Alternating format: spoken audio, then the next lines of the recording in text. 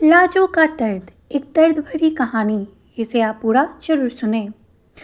लाजो बचपन से ही चुप रहने वाली लड़की थी।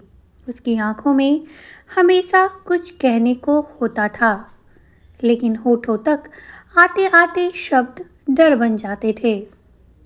पिता खेतिहर मजदूर थे और माँ बीमारी में घुलती जा रही थी।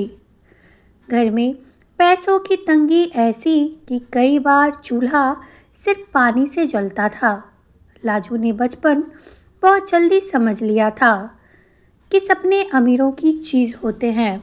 उसके हिस्से में सिर्फ जिम्मेदारियां आई थी। छोटी उम्र में ही उसकी शादी कर दी गई।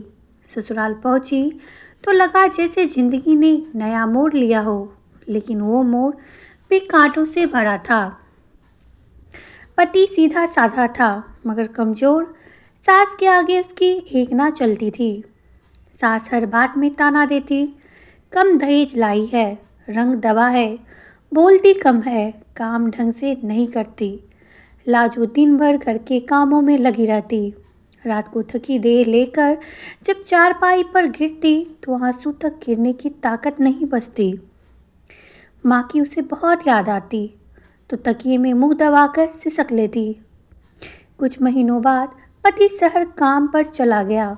वादा किया था कि जल्दी लौटेगा, लेकिन वादे गरीबों के लिए अक्सर बोझ बन जाते हैं। महीने 2 महीने बीत गए, कोई खबर नहीं आई। सास का व्यवहार और कड़ा हो गया। अब हर बात में शक, हर मुस्कान पर सवाल। गांव की औरतें भी कानों में जहर घोलती। लाजो चुपचाप सब सहती रही, क्योंकि उसे सिखाया गया था कि औरत का धर्म सहना होता है। एक दिन माँ की मौत की खबर आई। लाजो के भीतर कुछ टूट गया। मायके जाने की इजाज़त भी नहीं मिली। उसी रात उसने पहली बार खुलकर रोया। आसमान की तरफ देखकर पूछा कि अगर भगवान होता है तो औरत को ही क्यों आजमाता है। समय धीरे धीरे बीतता गया। पति से कभी कभार चिट्ठी आती जिसमें हालात की मजबूरी लिखी होती। लाजो उस चिट्ठियों को ऐसे सहेज कर रखती जैसे वो उसकी सांसें हों। इसी बीच सास ने जमीन अपने नाम लिखवा ली और लाजो पर चोरी का इल्ज़ाम लगाकर उसे घर से निकाल दिया। हाथ में बस एक जोड़ी कपड़े और दिल में अपमान था, अपमान का बोझ। गांव वाले ने मुंह मोड़ लिया। मायके गई तो वहाँ भी पराया सा व्यवहार मिला। भाई ने साफ कह दिया कि अब उसकी जिम्मेदारी नहीं उठा सकता। उस रात लाजो ने पहली बार सोचा कि शायद उसकी ज़िंदगी की कोई कीमत ही नहीं। लेकिन उसी अंधेरी रात में उसने खुद से एक सवाल किया, क्या वो सच में इतनी कमज़ोर है? अगले दिन वो शहर चली गई। वहाँ एक महिला समूह से वह जुड़ी। काम सीखा, पहले सिलाई, फिर धीरे धीरे आत्मविश्वास।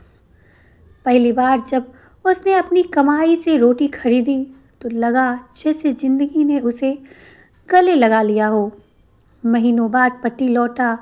सच्चाई जानकर पछताया। उसे ढूंढता हुआ शहर पहुंचा।